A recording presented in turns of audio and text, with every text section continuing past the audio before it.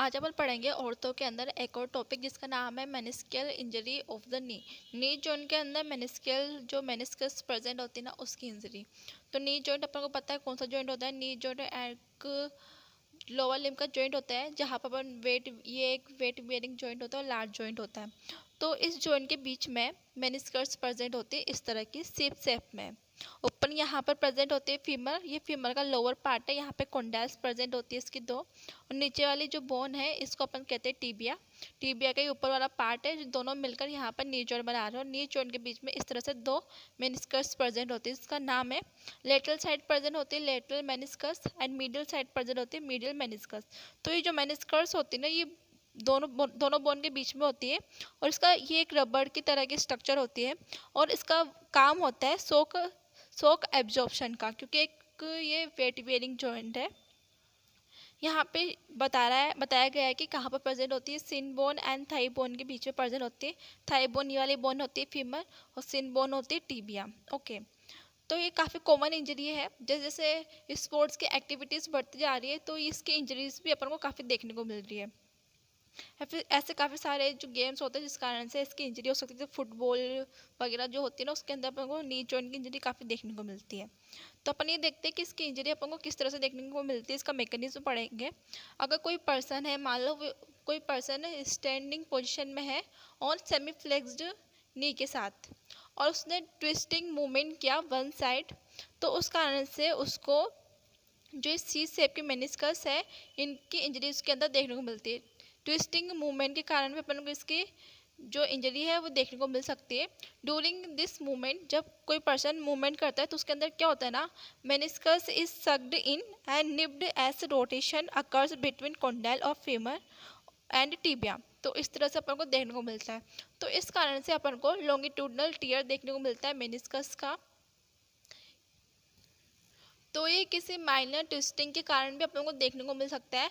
अगर कोई person uneven surface पर वॉक करता है तो उस कारण से भी अपन को इस तरह का टीयर देखने को मिल सकता है मेनिस्कस के अंदर। तो मान लो कोई एल्डर पर्सन है जिसमें कोई डिजेनरेटिव डिजीज़ वगैरह कुछ है। अगर मेनिस्कस के डिजेनरेशन हो रहा है तो उसका थोड़ा सा भी जो कोई फोर्स लगेगा, माइनर से कोई इंजरी होगी, उसके कारण भी अपन को मेनिस्कस की इंजरी देखने को मिल सकती है। अगर कोई इंजरी नहीं होगी तब भी वो जो मेनिस्कस है वो टूट सकता है, उसके अंदर कुछ भी इंजरी हो सकती है। ओके, मतलब थोड़े भी फोर्स के कारण। और इसके अंदर अपन ने देखा था कि दो तरह की मेनिस्कस प्रेजेंट होती है, लेटरल एंड मीडियल मेनिस्कस। तो यहाँ पे ये लिखा है कि जो मीडियल जो मेनिस्कस है ना होती है वो लेस मोबाइल होती है, तो इस कारण से अपन को इसके अंदर ज़्यादा इंजरी देखने को मिलती है। अब बात करते हैं इसकी पैथो एनाटमी की। तो अपन पैथो एनाटमी के अंदर अपन इस तरह से एक देख सकते हैं। तो यहाँ पे ये लिखा हुआ है जो पोस्टीरियर जो हॉर्न होता है ना मेनिस्कस का, वहाँ पर अपन को ज़्यादा इंजरी देखने को मिलती है। मतलब कॉमनली अपन को वहाँ पर इंजरी देखने को मिलती है पोस्टीरियर हॉर्न पर। तो ये वहाँ से एक्सटेंड करती हुई एंटीरियर पार्ट तक आ सकती है। और ये जो अगर मेनिस्कस एवेस्कुलर स्ट्रक्चर है, एवेस्कुलर स्ट्रक्चर होता है तो वो नॉट हील होता है, वो जो टूट गया है वो हील नहीं हो पाएगा, जिस कारण से जो आर्टिकुलर कार्टिलेज होती है, जॉइंट जो बोन होती है ना उसके एंड्स पर आर्टिकुलर कार्टिलेज रहती है, तो वो भी डैमेज हो जाएगी और उस डैमेज होने के कारण अपन को ऑस्टियोआर्थराइटिस वहाँ पे डेवलप हो सकता है। तो अब इसके पैथो एनाटमी के अंदर आते हैं इसके मेनिस्कस का जो टीयर हुआ है उसके टैप्स। तो इस तरह से उसके टैप्स होते हैं। ये नॉर्मल मेनिस्कस है, यहाँ पे लॉन्गिट्यूडनल टीयर हुआ है, यहाँ पे पोस्टीरियर हॉर्न पर टीयर हुआ है और यहाँ एंटीरियर हॉर्न मेनिस्कस टीयर हुआ है। यहाँ पर बकेट हैंडल मेनिस्कस टीयर है, ये काफ़ी कॉमनली अपन को देखने को मिलता है ये वाली। उसके बाद यहाँ पर एक है रेडियल मेनिस्कस टीयर। अब बात अपन करते हैं इसके क्लिनिकल फीचर्स की। तो क्लिनिकल फीचर्स में आते हैं इसको सबसे पहले प्रेजेंटिंग कंप्लेंट्स। जो मान लो कोई यंग मेल है, वो अगर कोई स्पोर्ट्स इंजरी मतलब स्पोर्ट्स एक्टिविटी के अंदर वो कुछ करता है, वो स्पोर्ट्स वगैरह खेलता है, उसके अंदर इंगेज्ड है, जैसे कि फुटबॉल, वॉलीबॉल एक्सेट्रा जो भी उसके गेम होते हैं, तो उस कारण से अपन को जो नी है, नी के अंदर मेनिस्कस की इंजरी या फिर लिगामेंट्स की वगैरह की जो भी इंजरी है वो अपन को देखने को मिलती है। तो इसके अंदर क्या देखने को मिलेगा, recurrent episode of pain, locking of knee, अपन एक मतलब नी के अंदर लॉकिंग और अनलॉकिंग होती है, तो अपन को यहाँ पर अनलॉकिंग ऑफ नी देखने को मिलेगा। जब वो वॉक करेगा तो उसको वहाँ पे सडन जर्क देखने को मिलता है, जिससे उसको अपन झटका कहते हैं, वो अपन को बताएगा ये। और उसको ऐसा लगेगा कि something flicking over inside the joint,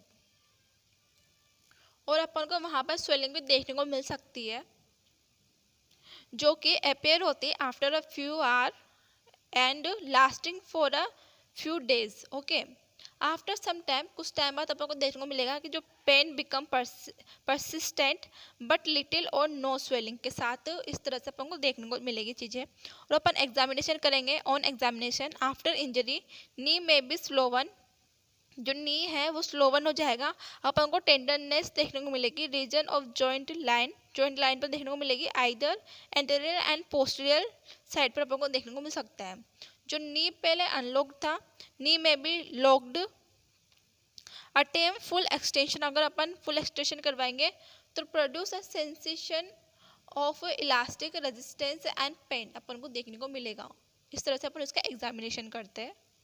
फिर इसको एग्जामिनेशन करने के यहाँ पे 2 मेथड्स भी है जिसको detect a hidden meniscus tear. तो यहाँ पर 2 अपन को नाम देखने को मिलते हैं, एमसी मार्सिस एंड एप्ली टेस्ट। इस तरह से अपन टेस्ट करते हैं नी जॉइंट के मूवमेंट कराकर। वहाँ पे डॉक्टर जो रहता है वो चेक करता है किसको किस तरफ की मेनिस्कस के अंदर टीयर हुआ है या फिर किस टाइप का हुआ है, ये सब उसके अंदर चेक किया जाता है। उसके बाद आते हैं रेडियोलॉजिकल एग्जामिनेशन। तो रेडियोलॉजिकल एग्जामिनेशन के अपन एक्सरे करवाएंगे नहीं, क्योंकि एक्सरे तो बोन का होता है, इसके अंदर अपन को मेनिस्कस जो टीयर है वो देखने को नहीं मिलेगा। और जो एमआरआई होती है वो नॉन इन्वेंसिव मेथड होता है मेनिस्कस टीयर को डिटेक्ट करने का, और ये वेरी सेंसिटिव इन्वेस्टिगेशन होती है। तो अपन करते हैं यहाँ पे आर्थोग्राफी। तो इसके अंदर क्या होता है ना, अपन इंजेक्ट करते हैं एक डाई, रेडियो पेक डाई अपन इंजेक्ट करते हैं इनटू द नी, और उसके बाद अपन चेक करते हैं x-ray are taken after injecting. उसको इंजेक्ट करने के बाद अपन उसका एक्सरे लेंगे तो अपन को देखने को मिलेगा डाई आउटलाइन द मेनिस्की। तो मेनिस्किस के आउटलाइन पर वो डाई चली जाएगी, so that tear is present visualise. तो इस तरह से अपन उसको विजुअलाइज कर सकते हैं, वो अपन को दिखेगा। और ये इन्वेंसिव टेक्निक है, इसलिए इसका नो लॉन्गर यूज्ड है। उसके बाद आता है आर्थोस्कोपी। तो इसके अंदर क्या होता है ना, थिन एंडोस्कोप होता है 4 to 5 mm डायमीटर का, और अपन आर्थोस्कोपी करते हैं इसके अंदर। इंट्रोड्यूस इनटू द जॉइंट, तो ये इसको अपन जॉइंट के अंदर डालते हैं स्मॉल टेप वुंड के थ्रू, एंड उसके अंदर जो भी मेनिस्कस टीयर हुआ है या फिर जो भी इंजरी हुई है उसको अपन डिटेक्ट करते हैं। इनसाइड द जॉइंट एग्जामिन करते हैं, उसके अंदर अपन को अच्छे से पता लग जाएगा। सबसे अच्छा टेक्निक है उसको डिटेक्ट करने का। उसके बाद आते हैं इसके ट्रीटमेंट। तो इसके ट्रीटमेंट में आते हैं एक तो एक्यूट मेनिस्कस टीयर की कंडीशन में एंड क्रोनिक मेनिस्कियल टीयर की कंडीशन में। मतलब इसमें होगा तो अपन क्या ट्रीटमेंट करेंगे, अगर इसमें होगा तो अपन क्या ट्रीटमेंट करेंगे। एक्यूट मतलब है जैसे इंजरी हुई तब उसके बाद कुछ टाइम बाद अपन कौन सा ट्रीटमेंट करेंगे। तो अपना पहले आता है ट्रीटमेंट ऑफ एक्यूट मेनिस्कियल टीयर। के अंदर क्या होता है ना, अगर कोई नी जॉइंट लॉक्ड है तो अपन उसको जनरल एनेस्थीसिया देकर उसका मैनिपुलेट करेंगे उस जॉइंट को, और जब अपन जो नी है उसको रिलैक्स करने के लिए देंगे तो जो मेनिस्कल जो टीयर हुआ था ना वो वापस अपने प्लेस पे आ जाएगा, और इस तरह से जो पहले लॉक्ड नी था वो अनलॉक्ड हो जाएगा। Knee is immobilised for 2 to 3 weeks के लिए अपन उसको इमोबिलाइज कर देंगे। उसके बाद अपन उसकी फिजियोथेरेपी करवाएंगे, उसको एक्सरसाइज वगैरह कराएंगे ताकि उसकी रेंज ऑफ मोशन वापस बढ़ सके, वो फिर से अच्छे से मूवमेंट कर सके, उसके पैर में कोई झटका ना आए, कोई जर्क ना आए। इसलिए in a case where locking is not present, ऐसे केस जहाँ पे लॉकिंग प्रेजेंट नहीं है अपन उसके अंदर कर सकते हैं immobilisation in the knee mobiliser sufficient होता है। इस तरह से हम उसका ट्रीटमेंट कर सकते हैं। उसके बाद आता है treatment of a chronic meniscal tear. किसका तो अपन क्या करते हैं नाउ अ डे आर्थोस्कोपिकली या फिर आर्थोस्कोपिक सर्जरी। तो इस तरह से अपन उसका ट्रीटमेंट कर सकते हैं, काफ़ी अच्छा तरीका है। इसके अंदर अपन सर्जरी परफॉर्म करते हैं। तो सर्जरी भी है ना वो डे केयर प्रोसीजर है, मतलब मान लो सुबह सर्जरी की है तो शाम को अपन उसके अंदर घर जा सकते हैं। ज़्यादा बड़ा कोई कट नहीं लगता, अच्छे से मतलब कम टाइम में वो हील भी हो जाता है।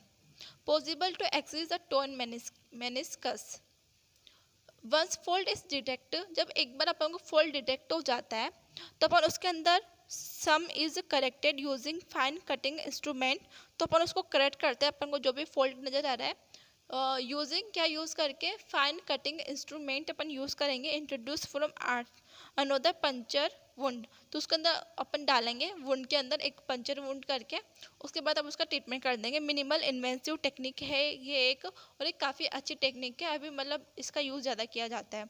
तो ये थे इसके ट्रीटमेंट। तो ये अपन ने आज पढ़ा meniscal injury of the knee. यहाँ पर दो मेनिस्कस प्रेजेंट होती है, इसका किस तरह से इसके अंदर इंजरी होती है, कितने इसके टाइप्स होते हैं, इसका अपन ने डायग्नोसिस कर लिया, उसके बाद अपन ने इसके ट्रीटमेंट्स देखे।